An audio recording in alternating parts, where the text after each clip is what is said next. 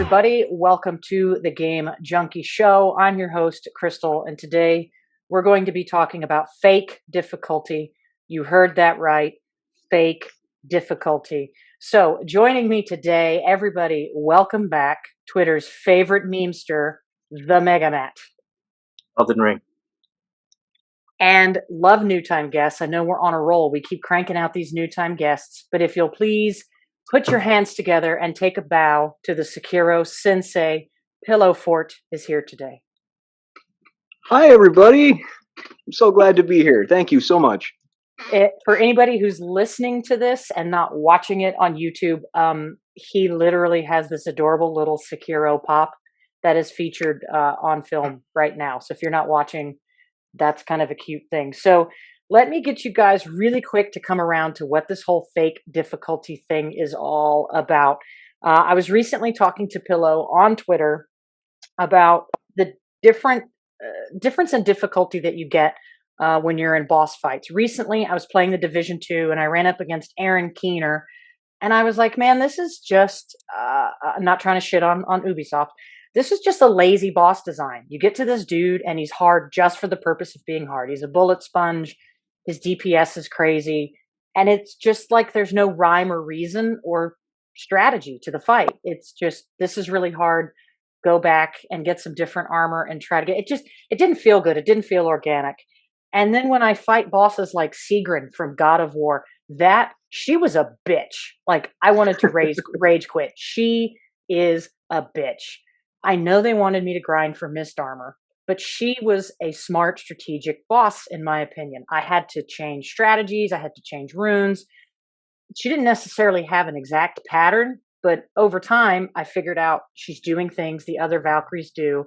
If she makes this move, this is going to be what she's going to attack you with. So I feel like some bosses are designed in a way that it's just a much smarter challenge than a lazy, this is a really hard challenge. So Pillow brought up the idea, oh my God, FromSoft, let's talk about it on the show. So Pillow, I'm going to let you go ahead and kind of kick us off and talk a little bit about your ideas on this. Okay. Well, one of the things that I always fall back on when I think of fake difficulty, and I know I might make a lot of people angry, is Borderlands. Borderlands is not a really great franchise when it comes to just making things difficult in a way that you need to increase your skill for. You'll find yourself, like when you crank it up to like true or ultimate Vault Hunter mode, you're going to find that like the only thing that really matters is just how good your gear is. You can play the same way, you can play the same strategies, but if your numbers aren't there, well, too bad. Go find better gear and come back when you have it. But like in something like a FromSoft game like Sekiro, for example, is you can take a boss fight at any different number of angles that the game allows you. Like you can beat Genichiro right in the beginning of Sekiro if you have the skill. You know, if you have a boss in a game that you just can't beat, because like maybe somebody correct me, can you beat the Khan on the bridge in Ghost of Tsushima? Like when you first meet him and he throws you off, can you beat him there? No, that's story driven. That's a narrative thing. Like there's I thought there was one person on YouTube who did, but then it doesn't actually let you beat him. Like it's a narrative thing, right? So yeah, you drain his health, but he's still gonna get you. Okay, so it's basically the same thing that happens with Genichiro in the beginning. He's gonna beat you no matter what. Okay, so that's more of a difficulty that's more well designed, I think, because you can still approach it all sorts of different ways, even if you're going to lose the encounter. Like I know no matter what, when I go in and I start to fight Genichiro in the beginning, I'm going to lose my arm and he's going to beat me. But I have to play it a different way. And every time I go in with like reflections of strength or anything like that, the body always ends up in a different place. Like I'll kill him somewhere else, he'll kill me somewhere else. I make a mistake somewhere. You know, when you play a game like Borderlands, the numbers just increase and nothing about the boss arena really changes. I mean, it's got its gimmicks, like certain bosses you need to stand here and do this, and that's a mental thing that you have to work on. But the numbers are just the only real thing that matters in a game like that. They'll give you a Nerf gun and they turn the other guys into bullet sponges and they say, well, that's difficulty. This is hard mode now. That's kind of the looter shooter staple, right? I'd say most of them are kind of like that, right? I don't play a lot of them. I do like Borderlands, but you are definitely right in the way where like the difficulty, it's level gating pretty much. I feel like that's not just shooter game. I mean, I think you articulated it, Pillow, better than I did. What changes in difficulty is as simple as numbers. It's basic math. Like, even if you say, I'm going to go from regular default difficulty to ultra hard, brutal spank me daddy, it's still just, we're just going to increase these numbers. You're just going to do less damage to this person and they'll do more damage to you, but nothing else really changes. I mean, even phenomenal games like Ratchet and Clank, the bosses were kind of very similar, and that was the same principle. When you jacked it difficulty up, it's a game of numbers. Okay.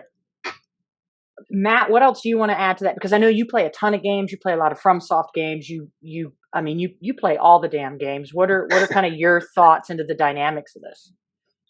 Well, I'd say really, I do like a wide variety of games. Like there are my share of Ubisoft games that I do enjoy. Like I really like Assassin's Creed Odyssey, and I love Borderlands. I love all the Borderlands games. But when it comes down to it, like those games, they're kind of just like comfort food games. When you play something that has like skill-based combat, it's not necessarily comfort food, but it's like, it feels like you're testing yourself when you're going up against them. And it feels a lot more fair in that way, where you put yourself up against it and you have to like memorize things and stuff like that. Whereas in a game like Borderlands, you don't really have to think. You just hold down the trigger and move around the map and stuff like that. Right. That is definitely true. Can you guys think of, I mean, obviously, right, FromSoft games are known for their very formulaic, very specific type of difficulty. Can you think of other games that aren't in the FromSoft arena that you think have done a really good job of making difficulty about more than just numbers? I can think of one off the top of my head, and it's the old school Unreal Tournament. When you played old school Unreal Tournament and you adjusted that difficulty slider from novice to godlike, those bots behaved differently. They would jump around more. They ran at tighter corners around. They would jump at all sorts of different times. They knew how to rocket jump. They would smoke you real fast if you weren't careful. And if you put it down to novice, they just stood there like idiots and they just took bullets all day long. And you can just run around and just blow them away. So if you put it on, like I said, you put it on novice and it's super easy, then you slide it all the way to godlike and all of a sudden you're getting smashed into the ground. So you got to practice. So that sounds like, and I figured this would come up today, is the AI within the game. Because there are some games to me that feel much smarter than other games. Before we kind of jump into AI, Matt, did you want to piggyback off anything Pillow said? Well, I was gonna say the new Doom games. I was gonna say Doom 2016 and Doom Eternal. Their difficulty is definitely based on more than numbers, and it's not really an AI thing, but it's more of a player skill thing where you have to judge. If you're gonna do this, that grants you more ammo, or you're going to do this that gets you armor, or you're going to do this move that gets you more health, and you constantly have to be aware of your levels of all your health and armor and stuff like that. And it can be really difficult, but the whole game is basically based around you keeping a watch on your inventory of that type of stuff. And I'd say that's a difficulty I like. Like I love first person shooters, but I love them when it's a first-person shooter. It's not like an RPG mix type thing. That makes sense. And I didn't really think about that. I mean, I thought of it in a rudimentary sense as far as numbers and bullet sponge because that's the first thing that came to my mind. But I see what you're saying. Like a lot of game, like if I think of inventory management, like in Fallout 4, I can carry 379 pounds of shit. But then like Last of Us 2, I'm limited in inventory, and that does add a level of difficulty in a way, doesn't it? Yeah, makes you think. It makes you, when you're using like a trip mine or you're using your shotgun, you're like, can I afford to use this now? I'm going to need this down the road when I get ambushed by, clickers or something like that. Like inventory management is something that I really love in my video games too, obviously, because I love Resident Evil. But I want to, it's there. That's the type of difficulty that I really enjoy. The type of difficulty that has you thinking about more than just, is my gun at the correct level to go into this mission? Right.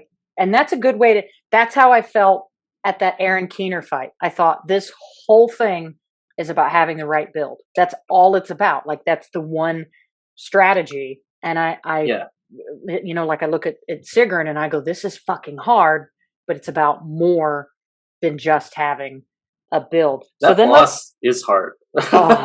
Dude, I mean, and I'm not so difficult. I did rage quit. I had to walk away from it for a little bit. Like I had to take a couple weeks and like, okay, I'm going to beat this bitch, but like, I have to not be a man child about it. Like I started hollering. No, she's tough. I don't remember how long it took me. That was the last thing I needed to do before I platinum God of War. And I remember just sitting in front of the TV for, hours at a time, just like dying and dying and dying. Yeah, it was rough. Yeah. Is it like FromSoft where you learn a little bit every time you die? Hopefully, you walk away. You learn the pattern. Right.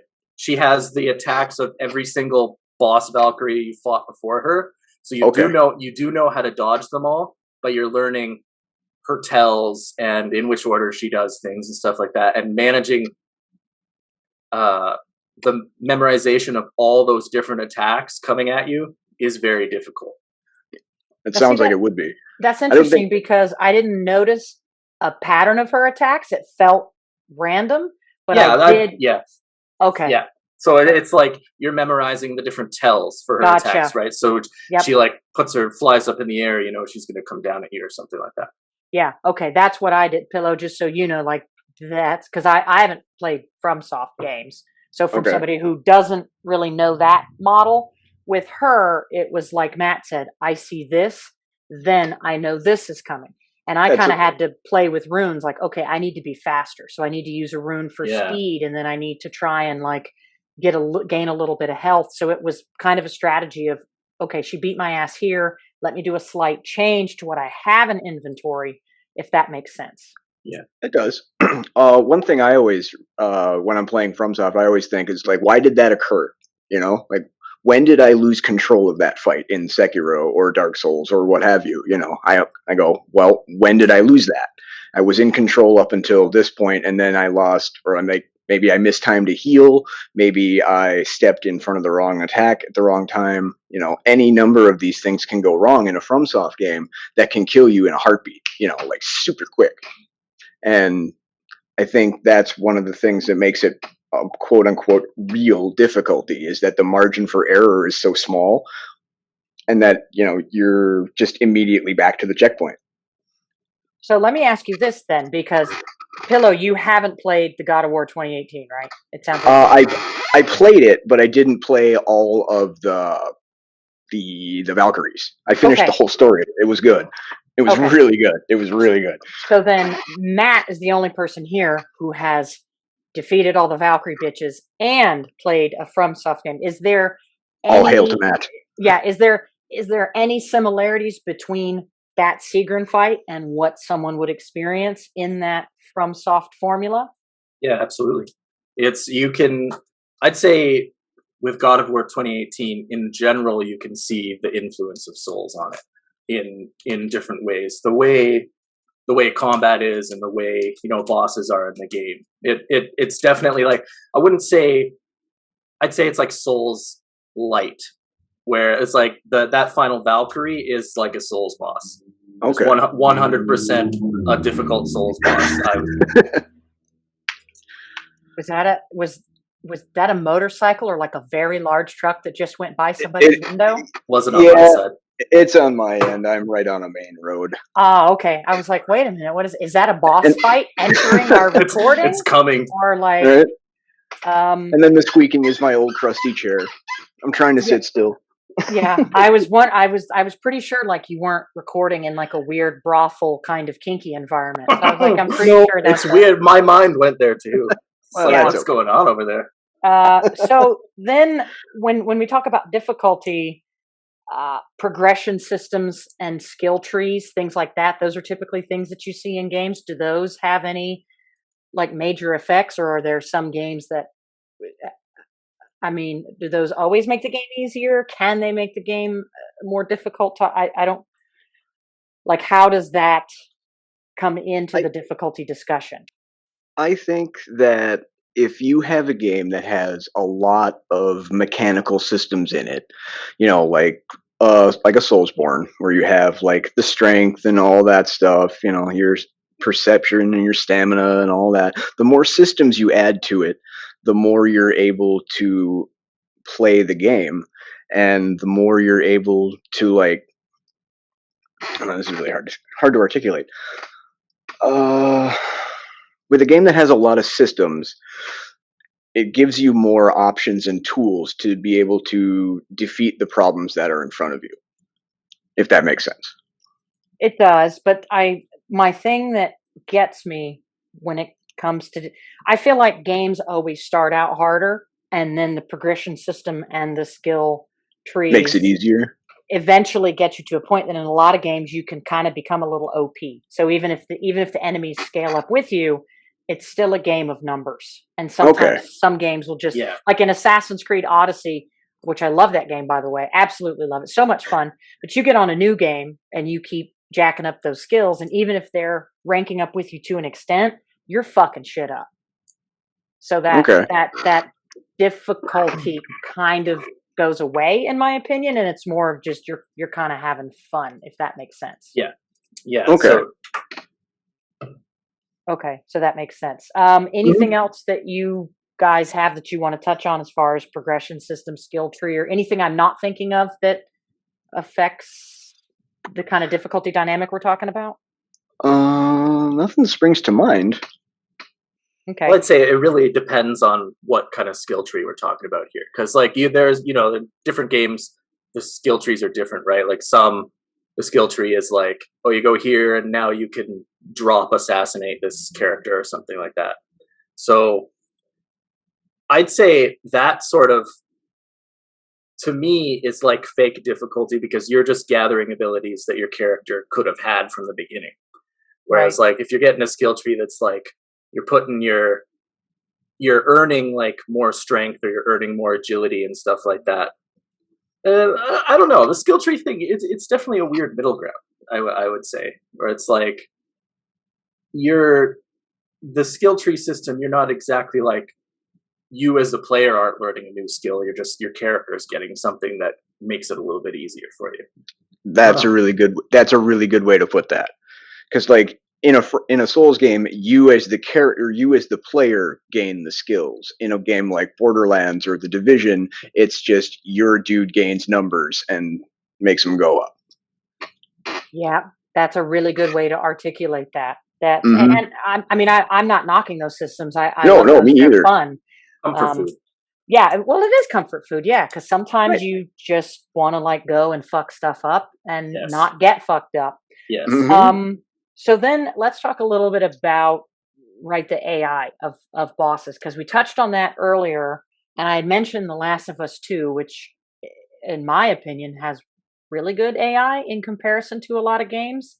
So off the top of my head, if I'm thinking about games that I felt like these bosses are actually smart, which I think has a lot of relevance between intelligent strategic difficulty and just kind of numbers difficulty, I think of that Fear game that scared the absolute shit out of me back in the day. Fear, Last of Us, Splinter Cell Blacklist, and Alien Isolation. Those are games that I think of, at least for me personally, where I go, that shit was intelligent, and I had to think harder to beat it. Alien Isolation is crazy, eh? Like that that AI on that alien is so insane. Like it will just pursue you anywhere. And it learns. Like Yeah, it watches where you go and it knows where you go and stuff like that, and it remembers things you've done. Like that game is difficult. Like that is I didn't finish it. It scared the shit out of me. I'm a chicken shit. I'm not good with like too much tension, and I thought I was supposed to be able to beat it, and I was like, I can't beat it, and I didn't know you weren't supposed to be able to beat it, right? Like, Yeah. isn't it? Were you standing there trying to fight it? Well, like Dude, yes. in most games, that type of stuff is like a narrative thing, right? You're getting chased by this thing, but the game wants you to get away from it, right? This game is like, no, you're either getting away from it on your own skill or you're getting fucked up. And I got fucked up because I didn't know you weren't supposed to be able to beat it. And I'm like, this is fucking stupid. It's too fucking hard. I can't beat it. You're not supposed to be able to beat it, dumbass. I never finished that game either, but I played it many years ago, probably closer to when it came out. I keep thinking that I should go back to that and try it again. Good luck with that.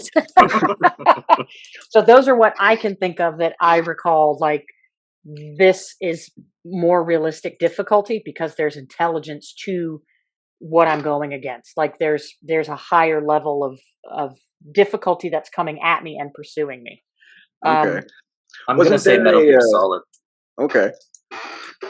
Metal Gear Solid, like I'd say Metal Gear Solid 4, probably the most, where like AI reacts to like footprints in the ground, or reacts to if you were just hiding in a dumpster and you smell, they'll like smell you around a corner and stuff like that. That type of stuff is that type of stuff's really cool. That is really cool. Wasn't there a boss fight in one of the Batman games against Mr. Freeze where you couldn't like do the same stuff to him twice? Yeah, I mean that's just a cool Arkham City. That's one of the best boss fights in that whole series for sure. Yeah. What about? I thought Mordor. Was it Shadows of Mordor that had AI learning where it learned your fighting style? Is that right? That sounds right. The Nemesis system. Yes. Where it was like enemies would remember you, like if they killed you and you met up with them again, they'd say things and stuff like that. They'd be like, "Oh, I thought I killed you" or whatever. Did that, because I never played it, did it actually affect the difficulty or not really? I never finished it. I never actually played it. That game's way too long. Like for me, it's like 10-15 hours and I'm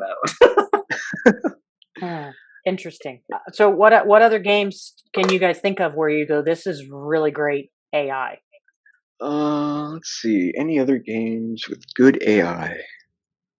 It's a really tough question because it is. For the most part, most games have pretty mediocre AI just so it's fun for the player, right? Exactly. I mean, like I think I was talking about this with shout out to Gurnico the other day on Twitter about how like the AI in Deathloop apparently is really not all that smart. I mean, I haven't played it, but I assume you have? Yeah, I just finished it today. Okay, right on. Congratulations. How is the AI in that one, though? I mean, I've heard they're not too bright. It starts off like with you kind of sneaking around, and enemies aren't really alerted to you very easily. Okay. Like you can kind of walk around their sides and stuff like that. They don't have very good peripheral vision.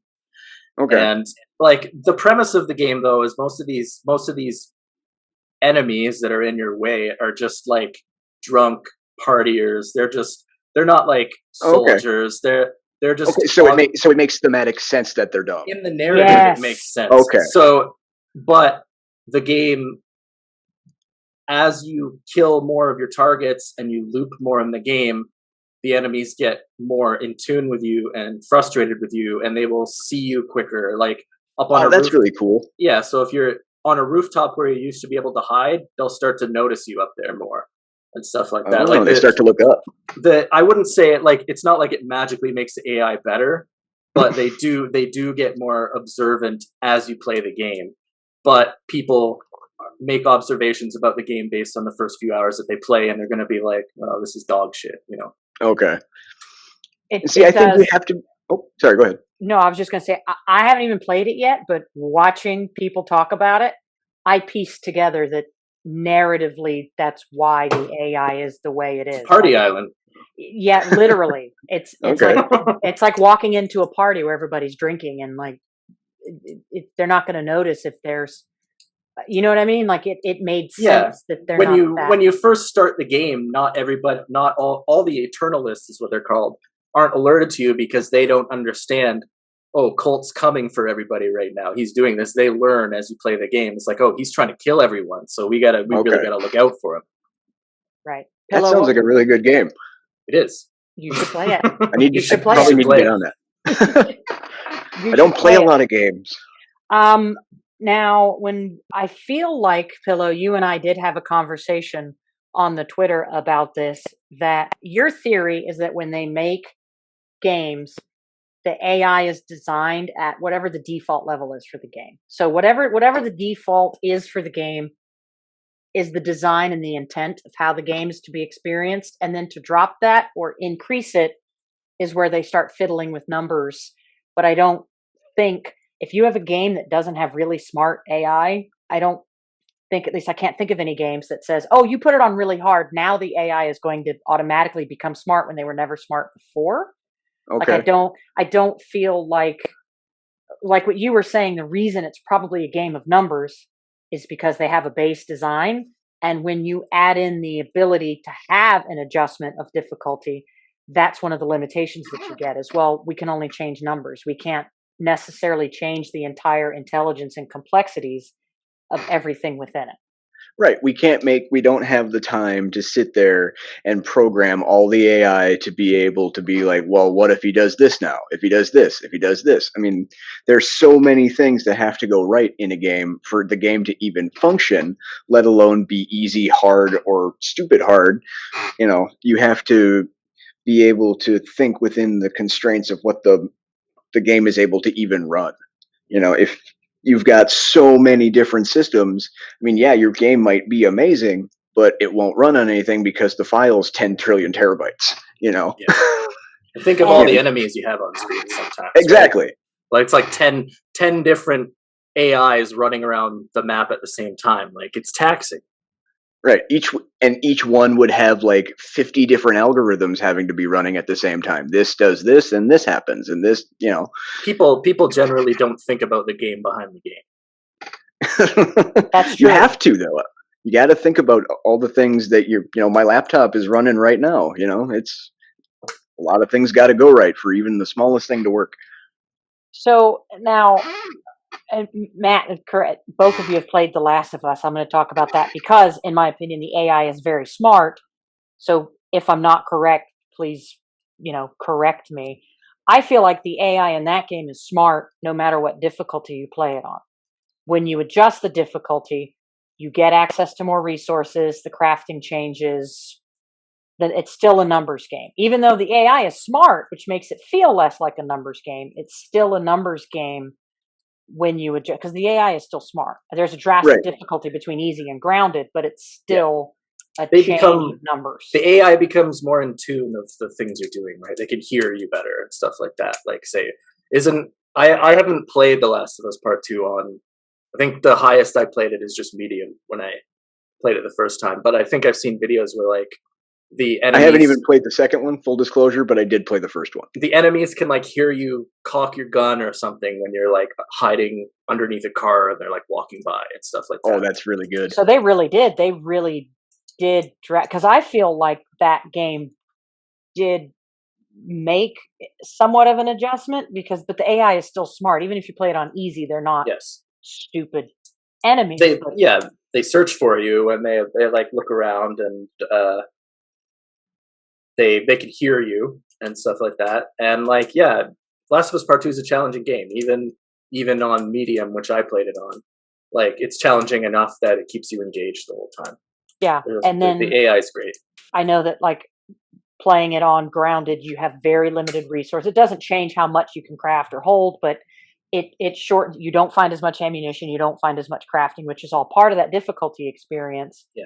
But I still feel like it's a game of numbers because it's more when they shoot you, you die. It's like there's nothing realistic about Call of Duty, but if you play it on hardcore mode, you can kill somebody with a fucking pistol from like a long ways away. So that's kind of, it still has that numbers game. So let's talk a little bit about, because this is always something that comes up, the formula that Miyazaki has done, in my opinion, and I'm not a FromSoft expert. I haven't even played their games, but based on what people say, to me, I feel like methodically the purpose of that, if you eliminate the need for all these difficulty sliders, you don't have to fuck with all of the changes that have to come with the difficulty. So you can make a really strategic, challenging formula your way and not have to have anything kind of dilute that. Right. It'll be the same no matter if you play on easy, medium, or hard, because there isn't one. The game itself will be the same. It'll be a baseline the whole way through. You know. So then, I mean, we've talked about this before. So is really the reward, because it's all about reward, right? What do I get for putting in the work? Is Right. the reward in Miyazaki's formula the feeling of like, I fucking did it? I finally did that really hard thing. For me, absolutely. It's a part of it.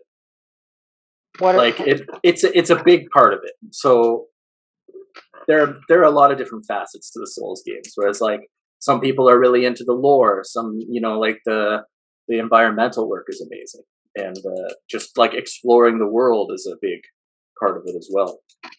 And for a lot of people, defeating the bosses is a big part of it as well.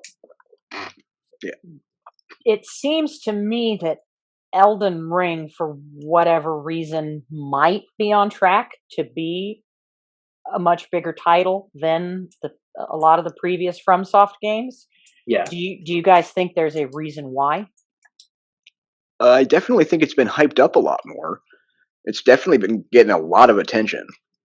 I think it's just because over the years, people have actually taken the time to learn how to play the FromSoft games. And now the audience is bigger than ever now, because every day you see somebody else come on Twitter. It's like, I'm going to try Bloodborne. And then like 3 days later, they're like, this is the best game I've ever played. So the audience is bigger now than ever. So more people than usual are going to be buying Elden Ring day one. You know what I mean? Like, it's going to be a big game. Do you think that what's that guy's name? That Martin guy, H.H. Martin or whatever. Do you think his involvement has anything to do with it? Possible. He could. I don't know. He must have his hardcore fans out there somewhere. I mean, I'm sure his name attached to the project got some attention to it. I'm sure that's just got to be the case. Yeah. Like it's just like a lot of people bought Death Stranding because they recognize the actors that were right. Norman Reedus is in it. We gotta play it. We gotta play it. Like many people who don't play video games are like, oh, the Norman Reedus game is out. We gotta buy it. So it's gonna be the same thing. There's gonna be people who are like, oh, he was involved with this game. We better try it. And then they're gonna play it and have no idea what's going on. That's they're true. They're gonna die so many times. It's gonna but be. They awesome. might like it. Yeah. You got to try something before you can realize you like it. That is true. I feel like a lot of people are going to watch Netflix and then like want to go get the game that Henry Cavill is not actually in. So that totally makes sense. Do you think? I feel like gaming has something for everybody, right? And there's still such a huge market of people like you guys and Gurnago and Zwan and Justin and so many of our group wants games that respect their intelligence on that level. To me, it looked like Deathloop actually did that it respected your intelligence. So do you think that with Elden Ring potentially being bigger, if it's received well and more people buy in on that formula, do you think this is a sign that the gaming community will get more of these games that respect your intelligence and give you that high level of challenge that doesn't need a difficulty slider? I really hope so. It's a good question. The difficulty slider, the difficulty topic, that's never going to end. There is always going to be people. It doesn't matter how hard or easy the game is. There's always going to be people who just want to be able to click easy, and in their head they know this is the easiest the game can be, so I can beat it. Right. But without that, it's just scary to a lot of people. But Deathloop doesn't have a difficulty setting. Oh, doesn't? I didn't know. No, it's the same experience for everybody. That's super cool. And I think that's part of the reason why I like it so much. And Returnal came out; it didn't have a difficulty setting, and Oh, that's another one I want to play really bad. I don't know. I didn't.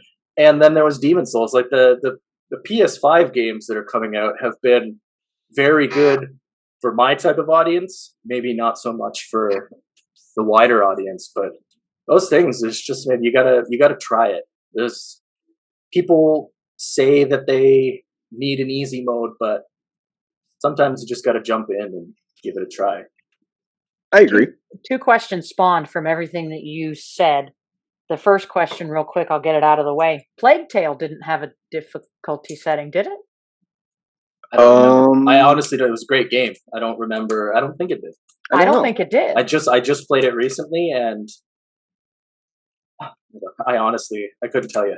I don't think it did. That's how good the game was. I don't even remember. It was a great time. That's a game that will respect your intelligence, because I sometimes puzzles frustrate me. Great puzzles in that game. Games put in puzzles just to put in puzzles, and sometimes they put in too many puzzles, and sometimes it's like, now you have puzzles just to have puzzles that have puzzles that have puzzles. You put it in just to have puzzles. Phoenix Rising. Did you play that one? The Ubisoft game? No. Oh, that's actually a good game though. I only played a little bit of it. It is a good game, but holy fuck, man! I was tired of puzzles by the time I was in it. How many times do I have to put the ball in the fucking hole?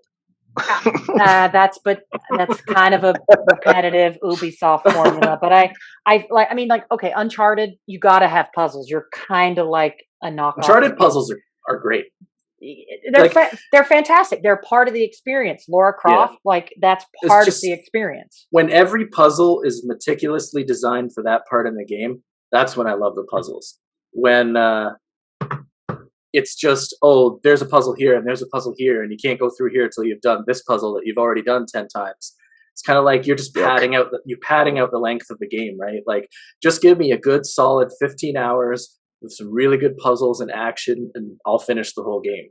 And I feel like that relates to the difficulty discussion, because I feel like a lot of games say, we're going to put these puzzles in here. God of War, I felt like, great game. It had an awful lot of puzzles, in my opinion.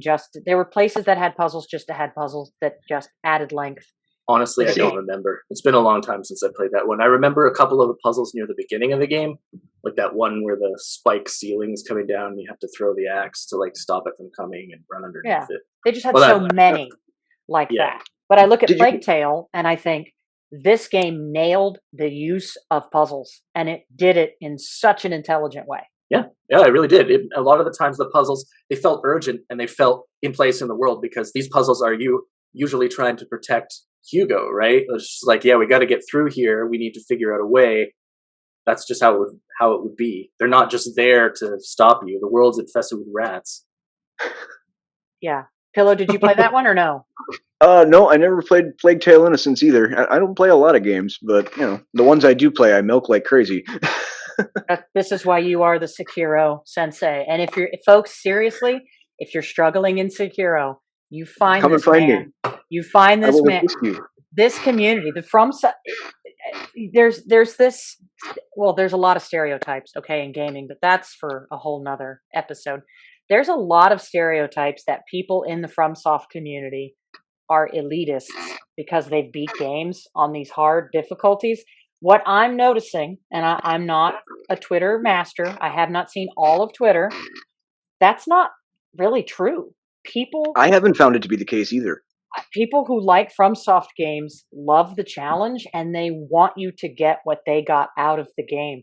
It does not mean that these people play every single game on brutal difficulty. Sometimes, I play almost everything else on easy. The only reason I save scum like mad. I like FromSoft games. There isn't a difficulty mode. It's the same for everybody. But when I get the option for a difficulty mode, I just choose medium, because I just want to play the game the way the developers wanted me to play the game. So if they're like, this is the default difficulty, that's what I'm going to play. When there is no difficulty, I know that is the default difficulty, so I'm just going to play it that way. I don't need to play on ultra hard or whatever. That's not why I play games. Yeah, you can actually select difficulty in Sekiro. Did you know that? Yes, I do. Yes. The Really? very first time you start in Sekiro, you're playing on quote unquote easy mode, right? That's when when you have He easy put his mode. little he put his fingers. If you're not watching on YouTube, he put his fingers and he did little quotes for. I'm sorry. Go ahead. Yeah, you start on easy mode because you have Kuro's charm in your pocket, and Kuro's charm makes it so your parries don't have to be perfect. You can just be holding your block button, and you can hide behind your sword and bang, bang, bang, and they can smash you down, and your health doesn't take any damage. I mean, that sounds really hard and brutal, but I mean, if you've played it without Kuro's charm and with the demon bell on, that sounds really, really easy. Because It's the way you can make it, ridiculous. yeah, the way you make it a little harder is you either ring the demon bell, which makes all your damage coming in increased, or you can give Kuro back his charm, which means now literally every parry you have must be perfect, or you take at least some damage. Okay, I have questions because I haven't Okay. played Sekiro. Is that kind of an onboarding feature to help teach people the game? I think it might be because you can turn it off. You can choose to give Kuro his charm back, and you can choose to either ring the bell or not. And even when you've rung the bell, you can get rid of that buff. It's not permanent. You're not saddled with it forever. That's really interesting. Now, I know that I was well. I've talked to you guys about this, and I talked to No Sleep about this. Who's I want to say No Sleep. I'm calling you out like every other day. He's like, play Bloodborne. Did you play Bloodborne yet? Did you get Bloodborne yet? Like it's inexpensive. He's a good But man. He's a he good is. man. Oh, he's such a good dude. He's a great dude. I talk to him every day.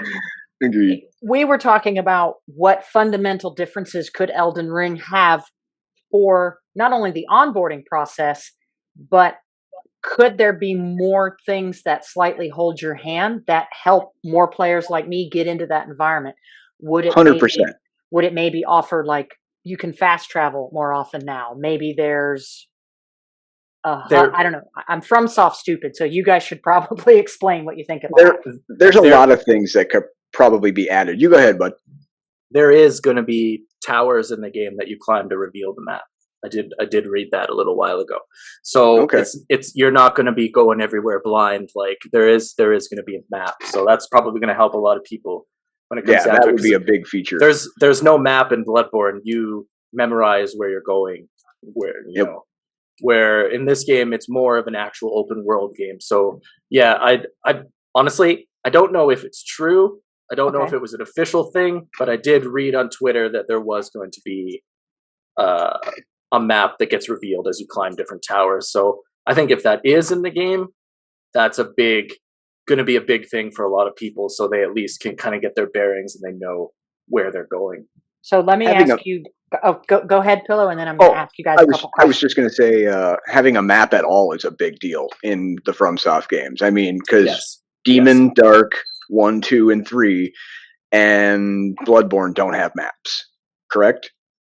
yeah, Right. no, And there's a map in Sekiro, but it's not really super helpful. Wow. So okay, so you guys are among the original formula group. You're among the OGs. You've played the hardest that those have been and you learned that system. Is it I know if they added a difficulty level you'd be a little bit turned off because you're like, wait a minute, like beating this boss is beating this boss. Does it turn you off at all that they're going to add some small changes like, well, now we'll let you look at a map, now we'll let you fast travel, now we might have something that gives you a little bit of a parry window in the beginning? Is that at all an issue for people who are already sold on the FromSoft? I don't personally think it's gonna do much for me, because every game that they've made has been different in little ways, that have changed the formula a little bit. One of my favorites is in Sekiro. You don't have any stamina. You can swing that sword and sprint around all day long, and you can run and you can jump, and yeah, you don't have any stamina bar at all, and Really? that's a great. Yep, you can just run, run, run, run, run, run, run. Well, that's like kind of the opposite of it's more difficult to have to plan how much you can run and how much you can swing. So that's yeah. definitely, I would say But that's a bonus to help the difficulty discussion. but they basically flipped that same coin over, but now you can only block so much. That's how Sekiro works. You have so much posture where you're going to take a hit, take a hit, take a hit. Your posture breaks, and now you're standing there like a dummy, and they just pound you into the ground. Oh my God, no! That sounds awful. Like, oh no! It is so much fun. It's like a rhythm game. You just have to deflect everything at the right time. Yep. Imagine like it begs to be done with lightsabers. Clang, clang, clang. One slip up, you're dead. Boom. It's very interesting because I love to hear people talk about video games. I really love to hear. This is what sold me on Elden Ring is you guys talking about this formula. I feel like Miyazaki's maybe one of the first guys that took the challenge of real life and said, I can replicate this in a fantasy environment. Like going to the gym. If you want a six pack, the amount of discipline and dedication and repetition and knowledge to do that. Like if you want to be good at guitar, if you want to like absolutely anything. I'm nodding my head very much. Yep. Little secure. So I kind of feel like this guy did something in a way that's very genius. Yes, it's hard. What in real life isn't really hard though? Right. So being fans of that, do you see this as maybe a good thing because the stuff that they're going to add that's going to be quote unquote easier really doesn't change? It's small quality of life changes. It's not anything that's going to drastically affect the formula in a negative way for you, but it might bring more people into that community. Is that accurate? Yeah. I think that's a great way to say that. Do you have anything that you want to add to that at all? No, I don't think so. No, I think that it's great that they're adding features that are going to help new people come into it. Right. And people are familiar with the open world genre. They're going to come into the game and they're going to know, I go here, it reveals the map. They're going to feel more comfortable in this world than maybe they would feel jumping into something like Demon Souls. I think it's great that they're looking for ways to make the games more accessible without just being like, okay, here's a really watered down experience just so you can beat it. Because a big part of the game is overcoming the adversity. And like, I get that there are people that just want to play a game that's just a story, that they just go from point A to point B and they have a good time. But, unfortunately, a lot of the Souls type games like Bloodborne, it would be a little bit watered down if you didn't have that adversity when you were, going through all those bosses. My question is this. I get that maybe you want to experience the FromSoft title, but they're designed the way they're designed. And if you don't want, I've met plenty of people that said, I really don't actually want to try because I just don't want anything that hard. And I think that's okay. I just struggle to understand why it makes people angry. Every game I don't know. isn't. I don't understand either. Like I always tell people, if you don't like it, if it's too hard or whatever, then play something that you're going to have fun playing. Don't spend your time playing a game that you hate just because you want to try and force yourself to finish the story. If you're not having fun, go play something that you're having fun with. Yeah.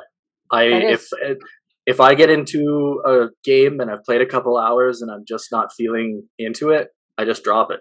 I don't. There's no shame in that. I don't ever feel the need to finish anything because there's just so many games out there. And you're gonna. Sorry. No, I just was saying some games like it can be fun and be really hard. I still haven't beat Crash Bandicoot time. Does Crash Bandicoot have a difficulty setting? No, and I don't think so. But it's hard. Crash Bandicoot Bandicoot's always been hard.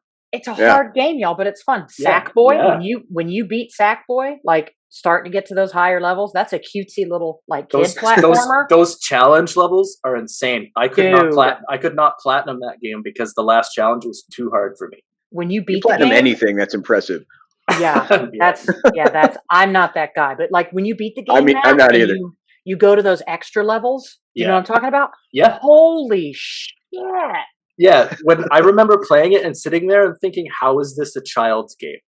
It's well, Because when it's difficult for me, I'm thinking, well, maybe a younger player's reflexes are a little bit better than mine. Like I'm getting slow in my age, right? but they are, because if you think about it, like when we were kids, Oh we yeah, beat games like Contra and Double Dragon. I beat Ninja Gaiden at 7 or 8. Like, yeah. I probably couldn't even oh, beat that game now. I no, couldn't either. No way. no way. Absolutely not. No way. I almost beat Battletoads. I couldn't even. That thing would kick my ass right I was now. never able to get past the driving level in Battletoads, and I never even saw the middle of that game. That's No, a hard one. I never played that one either. That game was. That's incredible. That's incredible, Pillow. It Battletoads is is amazing. Yeah. But yeah, I I haven't. feel. Sorry, go ahead, Pillow. Oh, I haven't played a ton of games, but like Which I is said, okay. the ones that I do play, I pound them in. You know. No, but that's good too. I mean, like, there's gaming is for everyone, no matter how you game. But that doesn't Right. mean every game has to be for everyone. That is That's so very, true. very true. I'm a little more like Pillow. I like what I like, and I like to replay them over and over. I And replay over games and all the time. over. Oh yeah. I Yeah, just it's nothing. It's a great part of gaming when you have a favorite game that you can go back to all the yeah. time. And Like, I'll I still load up Sekiro every now and then and go swing a sword with the reflection of strength just to see if I Well. still remember even how. but that's like your thing. You're like Yeah, well, the Sekiro dude. it's weird. It calms me down. It's like rhythmic and chilling. I don't know. It's bizarre. Yeah. If they still made these things, some of you may be too young and you may not know what they are, but they used to make these things, and they used a thing called a printer, and it was called a phone book. So if you ever come across a phone book and you look up Sekiro in it, you'll be able to contact Pillow to get a little help on there. Yeah, I have to give Guernico another shout out, you guys. You want to talk about an awesome gaming setup? One side of the living room, he's got a newer I saw TV that. with newer, like the 4K game setup, and literally on the other side of that living room is an old CRT Oh, man. TV, Yeah, I It's know. brilliant. all old school games. Like, Yeah, that's the way to do it, folks. I He know. just I needs saw to set up a that, swivel chair in the middle of the room. and Yes! you're like, fuck. I wish I never got rid of my old TV and stuff like that. I don't even own a TV that I could hook my Nintendo up to or my old PlayStation up to. I know I need to buy a HDMI thing for it. Some people that live down the street, couple like if I get drunk, I can walk to their house if I feel really motivated. So they're not far. They're like a couple. It's just up the hill, which is the problem. They're huge Nintendo fans. They have all the Nintendo systems, and every now and again we'll do these gaming parties, and they have old CRT TVs just for old systems and Duck Hunt. You have to have the reflection from the IR for Duck Hunt, and they Oh, I literally suppose it won't work. it won't work if it's not. If it has to have a curvature. Right. You ever seen those things that people use for movie projectors? You blow them up and you put them in the yard. No, I think I've only ever seen people use a sheet for that. Well, these are little. They're not real expensive. You blow them up, right? You just and they act in the yard. And we would hook old systems up to projectors, and it's just like people hanging out outside playing old school video games, like old school Street that sounds way Fighter. fun. We had a Wii U hooked up, and then like my buddy will bring his PlayStation up. So it's just this fun, like bring your systems, old or new, bring a TV, hook it up, and then you can like switch in and out. Like, oh, That's is that game super cool. Can I try that? So like if you have gamers in your area, people that game, do shit like that. It's so fucking Heck yeah. dope. Yeah, and introduce newer gamers to like those older classic retro games. Like that's a rite of passage that you need to have. Oh, that would be super cool to play that, because like I don't have a PS5, and I've been dying to get my hands on that adaptive controller and just see what that thing feels like in my hands. It's great. I want you to get one. I know they're so hard. They are. It's so worth it to go through the pain to get one, man. I love my PS5. I have been trying to get a Series X, and it's just. I mean, I'm glad I have time to have to get one, but I can't. I haven't been able to get one. Even the S's are selling out now around me. I saw one at Best Buy, and it was gone in like 4 minutes. Yeah. People want those next gen consoles, man. They sure do. Like nobody's going to be able to get one for Christmas because they're going to be sold out. Nope. The whole time. Yeah, which really sucks. I'm really not even going to start trying to get my hands on a PS5, like for real, trying to get one until Elden Ring drops. When that game comes out, I'm pulling out all the stops to get either a PS5 or a new laptop or a new rig just to play that game. Yeah. I'm doing it. I don't care. I think I'm going to follow your advice and wait till after Christmas because I have time to look for the X anyway. Because I'm not going to Right. play Halo or I'm just waiting for Starfield, and that shit better not be buggy. I know I said that like It's going to be. It's going to be. It's a Bethesda game. It's Talk gonna be about- buggy. Bethesda game. talk about difficulty. You don't know the pain of trying to love Fallout and make it through it when everything just breaks. I will say understand. the glitches in Bethesda games are part of the experience. I genuinely think that. I genuinely think Skyrim is an amazing game, and I think the glitches in that game are some of the best memories I have of playing it. Okay, but it gets old after like 40 I will hours. if it's persists the whole time. Okay, Right. I understand, but like It's just. you know what? Is it just kind of like Bethesda's thing to launch buggy games, like it is FromSoft's thing to launch hard games? Is it just They launch games what they so do. so the modders can fix them. right? Yeah, they launch them in an unfinished state, and then they let the modders fix it. I do Pretty think much. when you have a game that big, you can only polish it so much, and I think some of the bugs they did let go because they're funny. But I can see that. I still think they could do a little better job tightening it up. There is They, one thing they probably should. They you better. Bethesda, These days, if your game has bugs, it gets butchered online. Yeah. Like you wanna make sure that the bugs that you do leave in are at least really funny. Right. just tighten it up. Tighten it up. I have high hopes for Starfield. I'm going out of my way to buy a Series X for you. So Bethesda, Todd, if you're watching this show, because we're so big here at the Game Junkie, tighten that shit up. I want some new mechanics, and I want you to wow me, and I will love you guys forever. PlayStation better. Just as Todd. Oh, I do love my PlayStation. I'm biased. I'm a PlayStation guy. I have an Xbox. I do have an Xbox. I just love to game, y'all. I do have one thing that I wanted to say. You pointed out, Matt, that the Seagrin fight and the God of War boss fights had some formulaic similarities to FromSoft games. Of all the things people told me that made me feel confident about jumping into FromSoft games, this is probably the best I feel about it.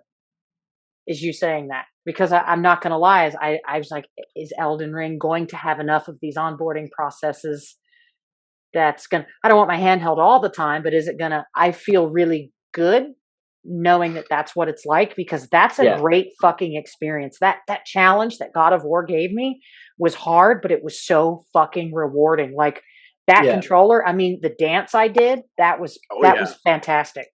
Mm-hmm. Mm-hmm. It's almost like your Matt, do you remember your very first FromSoft boss? The very first From Software game I played was Sekiro. so it would have been Genichiro. Okay. Oh yeah, I suppose it would have been. It's like my first one would have been Idex Gundyr in Dark Souls 3. Right? That was when I first started my FromSoft journey. And I remember that guy probably killed me at least 50 or 60 times.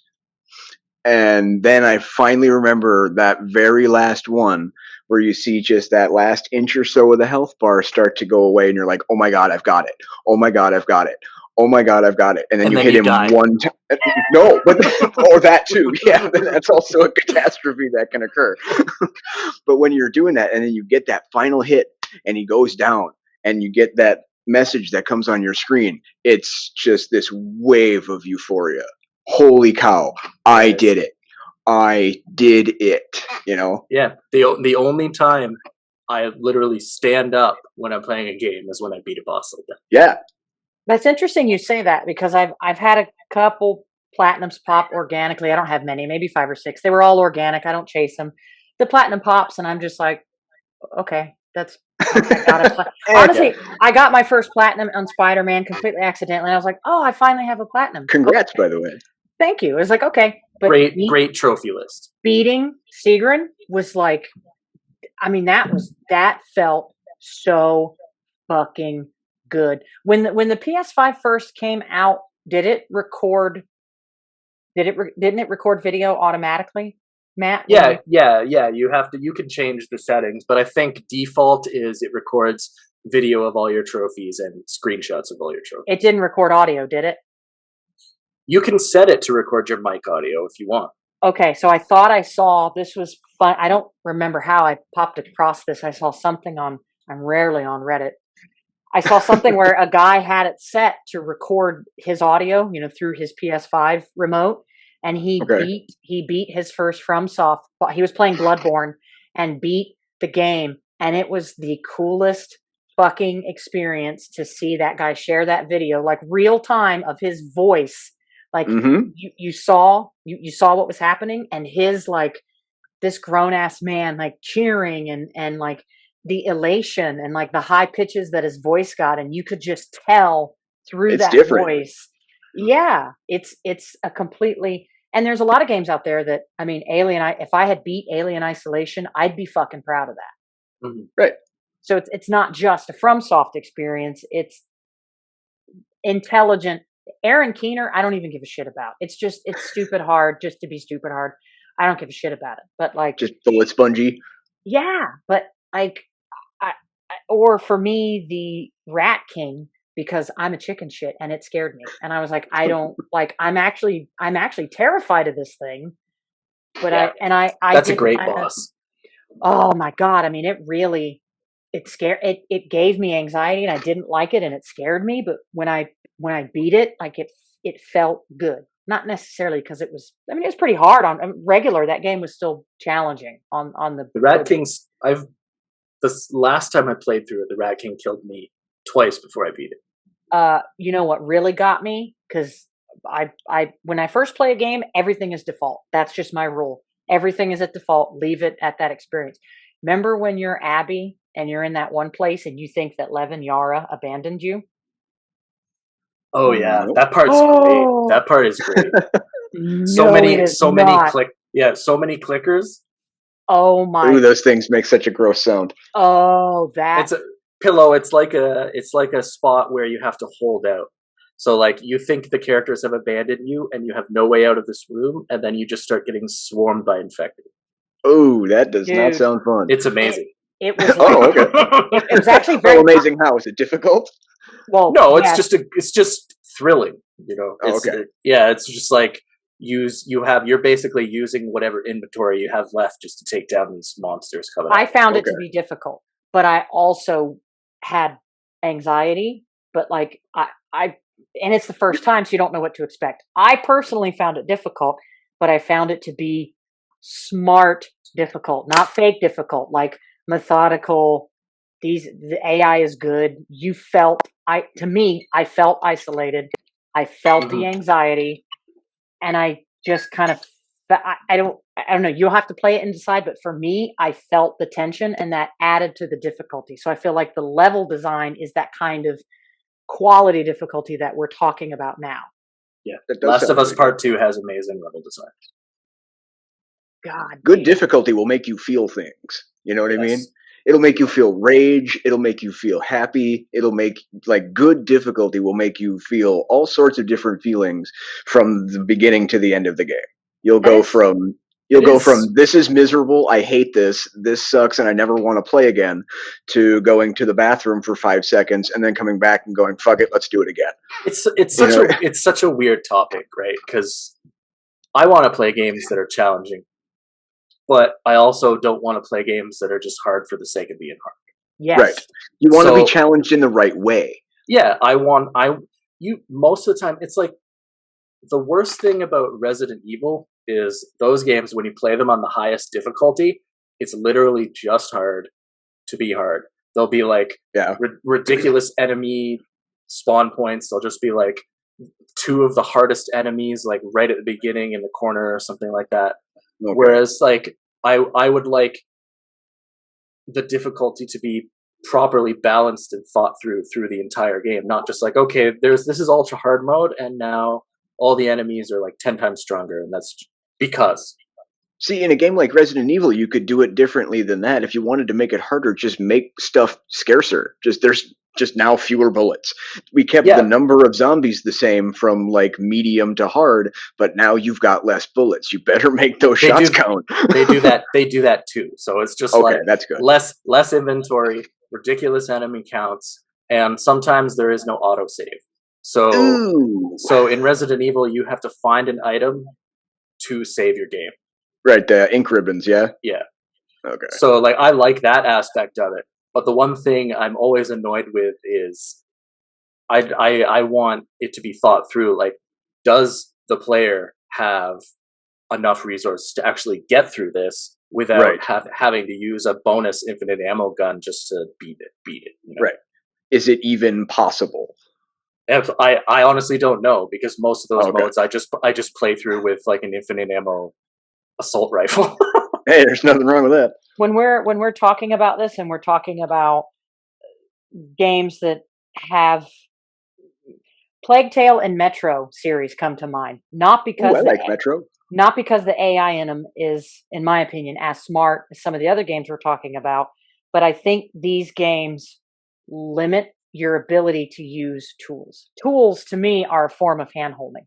So, like Matt said earlier, when you get this big skill tree and you get like these assassin abilities and these special abilities and these abilities and these abilities, and then you say, well, I'll dump a bunch of skill points onto this and that and this and that, you're it's a form of hand holding because you're overpowering yourself, and then you're stronger than the numbers because the difficulty Right, now is you're a just the numbers. superhero.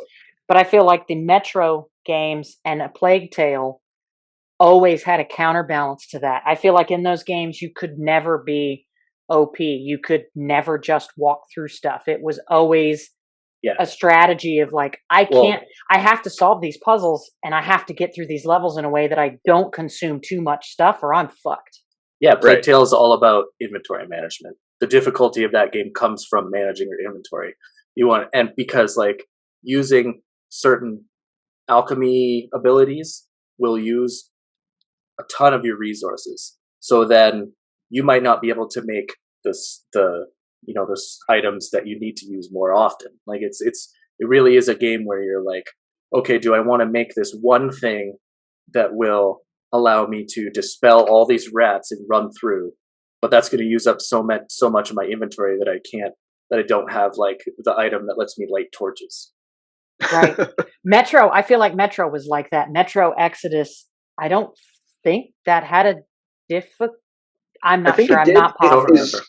Is Exodus the newest one, like the last one in the series, or is that Last Light? Or I think don't- Exodus is the newest one. I didn't play that one. I played, oh boy, Metro. it was 2033. It was Last Light, and then I think it was Exodus. Is I think the order that it went. I think I played the first game. I loved the first two That were was really really. good. I think I've played all of them, and yeah, I think in the third one they go a little bit deeper into the crafting system, and there's ways that you can make a filter for your gas mask, but it's going to cost you this, and this, which Yeah. can also be used for this, and this. It's like the stuff that you use in Last of Us, like the alcohol. You can use it to make a bandage, or you can use it to make a Molotov.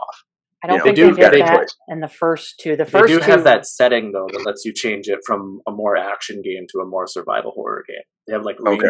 ranger mode and the other. Yes, yeah. That's what it was called. I don't remember. I know I played both of those and I didn't change anything. So it's like, do you They were want this to be more of a first person shooter experience, or do you want this to be more of a survival horror? Like that's the difficulty mode in that game. It's like, did you have to select that at the beginning? yeah, it was like, do you want yeah. more resources or do you want less resources? Okay, I think I picked the horror survival one because I cannot tell you how many times I did not have bullets. I couldn't get bullets. It was like Oof. I love that. it was It's wild hard on that setting. And then of course, me, who has a habit of being a slut in video games, goes to sleep with that hooker chick and she steals my bullets. So like I was like, fuck, I can't get any bullets. And then these goddamn spider crabs were tearing me up, and I don't even like spiders or fucking crabs. But Those are great games. they were, Great but games. it felt like you said, Pillow, the design of those games made me feel the difficulty. I felt the tension. I felt the survival need, like that sense of urgency. I felt it. Yeah. That urgency that you're talking about is a big thing in a lot of FromSoft games. When you're moving to, like, when you're trying to get to a new bonfire, you're never like, oh my god, this feels impossible, but you're always like, hey, I hope I get to a bonfire pretty soon because I'm starting to run out of shit. Like, I think I've only got one pull on my Estus flask left, and I've got like 20,000 souls in my pocket. I want to get there like right now. Yeah, and then the feeling when you actually get there is It's very, just, it's very oh, nice. finally. It's like, finally I can rest. Yep, you can take a break. You can unclench yourself. Yeah, you feel just like that character finding the bonfire. And see, You that's light it, so. and Sorry, I was comparing it to like Fallout 4, right? You can play that on survival mode. It's definitely harder. I mean, because you have to sleep and you can't fast travel and you have to consume things, but it still doesn't give me that sense of urgency that's the same that we're talking about now. So even though it is harder and it is more of a survival aspect, it's not the same as the survival in Metro. It's not the same as the standard gameplay in like Plague Tale or what you guys are talking about. So it really does come down to design then. So like Pillow had said before, and Matt had said it too, the default is how they intend for you to experience the game. So if they add in, well, we'll let them adjust these sliders. That affects that experience in all the ways we're talking about. Yeah. Mm-hmm. Yep. I think at least in most cases, I mean, The Last of Us, there are some examples of people who have done it correctly. So really, if you're kind of on the fence about the difficulty argument, after this conversation, to me, it really makes sense that FromSoft games have this formula, or other games have this formula, and that's why they don't have these adjustments. Right. Yeah. It's just the game. It's the way that it's designed, and there's nothing wrong with having difficulty sliders and easy mode and stuff like that in your game if that's the game you want to make. So all the accessibility options and stuff that they have in The Last of Us Part 2, that's great because they wanted to make a game that absolutely everyone could experience because they have a story in there that they wanted everyone possible to experience. Whereas some games are just about something different, like the FromSoft games. It is about experiencing that world, experiencing, the adversity, experiencing the victory, experiencing losing 40,000 souls for some reason because you walked down the wrong path and some guy jumped out and killed you with an axe. That it sucks when that happens, but those are just the rules of that game. And let me ask you this then, because there are different ways to tell a narrative journey, right? I mean, a lot of them are told through cutscenes, and some of them are told through lore.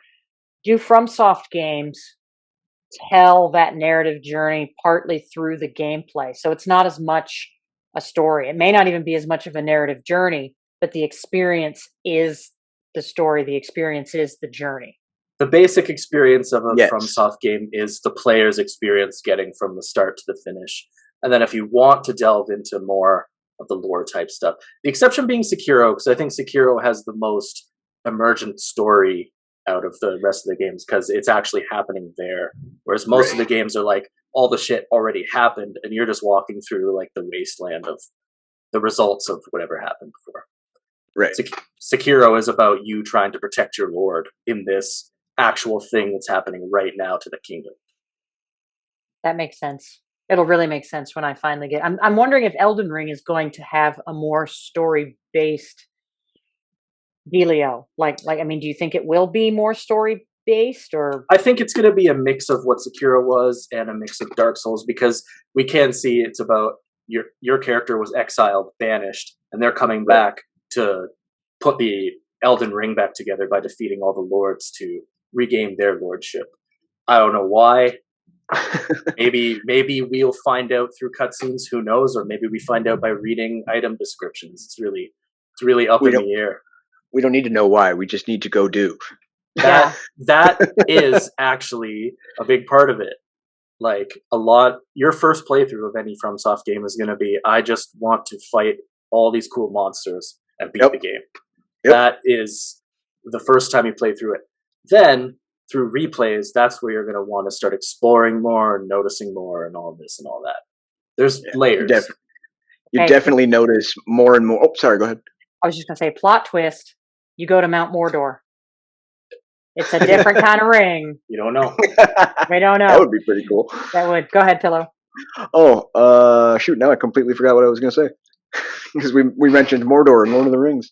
I know, right? I threw it my favorite thing ever. Matt was talking about how your first time you just want to fuck shit up. The second yeah. time you want to absorb.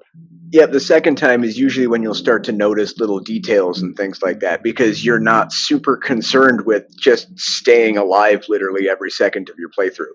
Thank you, loud truck, for driving past just now. But, in your first playthrough of FromSoft game, you're concerned with just existing and making it through and finishing until the end.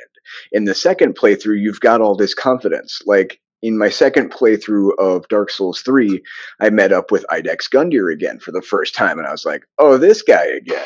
And it looked and felt like he was just walking through pudding. It's like he was in slow motion. I was like, holy crap, this used to be so hard. Holy cow, I can't believe this. I did it in one try. It was just bang, done. We were over with it. And that's when muscle memory. Yep.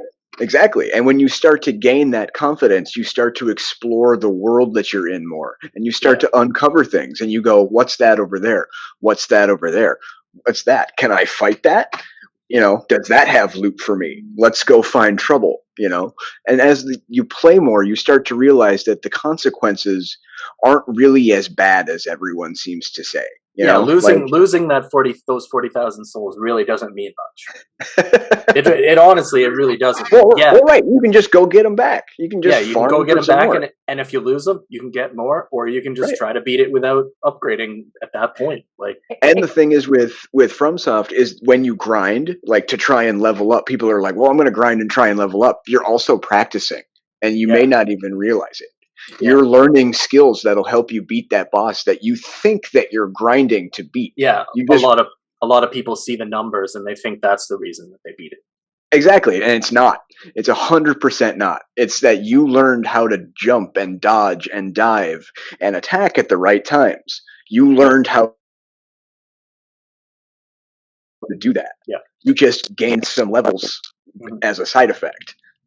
This makes me think of athletics. This makes me think a lot of me being in high school playing sports. Like when you first start out playing on a competitive team. Oh my God, the cat's tail. Look at the cat's tail. It took me a while to notice that. Yeah. When you first start out playing on a competitive team, you're thinking, like when you first start playing any sport, you're thinking about what you're doing. You have a thought process of, okay, how do I juke this guy out? How do I shoot past this goalie? What's the best angle to throw this foot? You're thinking about it. As you do it more and more and more, you're not magically developing these insane additional pieces of skill tree. You're progressing on a granular fundamental level. Your skill is getting better. Your instincts are improving. So like that, I think is what you guys are describing to me is a lot like being an athlete where at some point it clicks. And then on the basketball court, I'm running up and down bitches because it clicked. And then I'm no longer thinking about it. I'm just doing it. The instinct took over.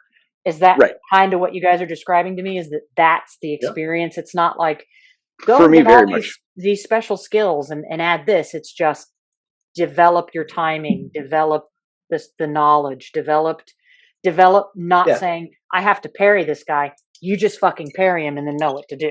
Yeah, you just you react. You learn to react to what's coming at.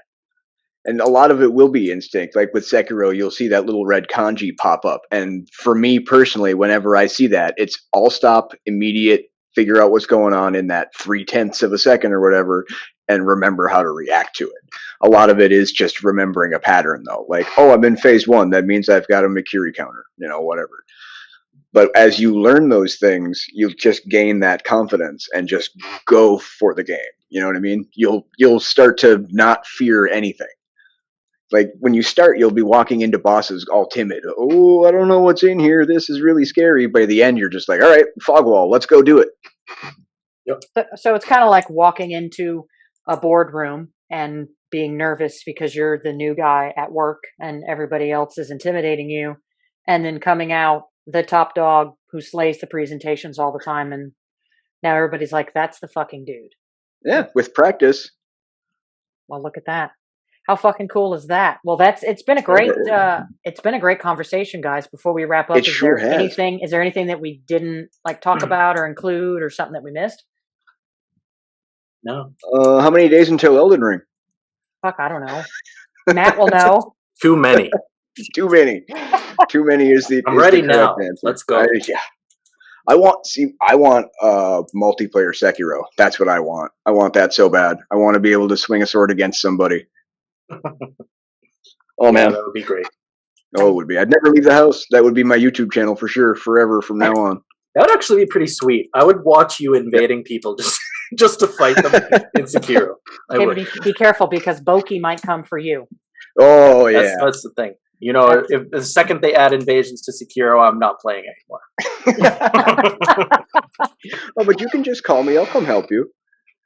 I can promise so many of you that when I'm starting my Elden Ring journey, I'm going to have questions about FromSoft. Side note, exciting. I miss Boki a lot. We all do. What happened to that guy? It sucks that he left Twitter. He took a break. He wanted to take a break. I think he's been gone for a long time. It feels like. I think he needed it. Yeah. Oh, I know everyone needs it every now and then. Yeah, Boki is a very. I just miss his personality, man. He's a very special human being. He has a very special job, and he deals with some shit, and he is changing lives. And I think he needed that break, and I think he will be back. And we can hope, dude. It's gonna be like a giant party of open arms when Boki comes back. It's gonna be. We might have to make an official Twitter holiday when he comes back. We might have to make Boki Day. We might have to do an entire episode on Boki Day. That would be a great idea. And that would be pretty cool. We may have to do that. So thanks everybody for watching and for listening. Matt, why don't you tell the folks where they can find you? What's your handle on Twitter? At MegabatX86 on Twitter, and I believe also on YouTube, and also on PSN. Same everywhere. All right, Megamat. What'd you say? X86. X86. X86. And Pillow Fort. Where can the folks find you? I'm over on Twitter. You can follow me at PF Capital.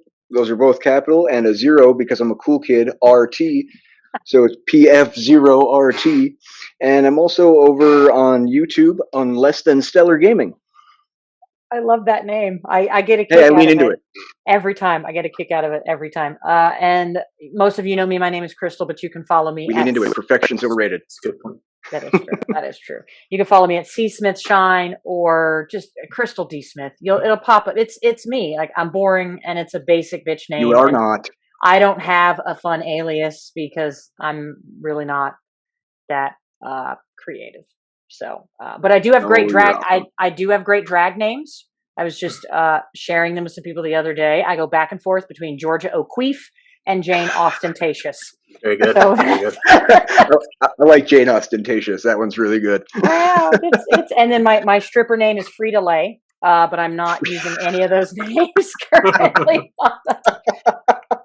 So thank you so much, Matt and Pillow, for being on here and for having Thank you so much, Crystal. Thank you for having me again. It was a great time. Thank you. You guys are welcome back anytime. This was a great discussion on something really cool and unique. And I'm pretty sure you're going to be seeing these guys again in the near future. So thank you so much. I'm sure. Thank you so much for watching and listening. And we will see you guys next week. Bye, everybody. Thank you. Elden Ring.